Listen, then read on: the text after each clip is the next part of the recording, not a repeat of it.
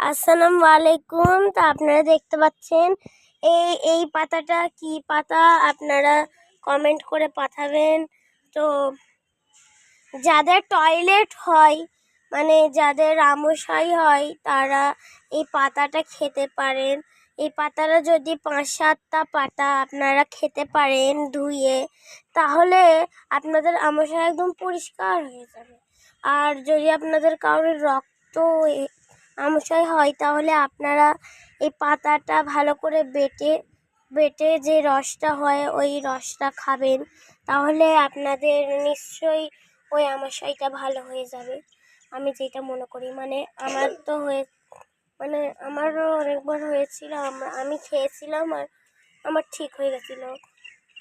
আবার আমি বলছি, যাদের মুখে টেস্ট নেই তারা এই এই যে পাতাটা আছে ওই পাতাটাকে বেটে থেতো করে ভাতে লেবু দিয়ে গরম ভাতের সাথে খেতে পারেন, তাহলে মুখে একদম এত সুন্দর টেস্ট আসবে, আপনাকে বলে বোঝাতে পারবো না। আর বলছি, এই এই পাতাটা আপনারা সেদ্ধ করে ভর্তা করেও খেতে পারবেন। যেমনি বেগুন ভর্তা করে না, তেমনি আপনারা এইটাও ভর্তা করে খেতে পারেন। মানে এইটা আপনাদেরকে, মানে এইটা খাওয়া যায়।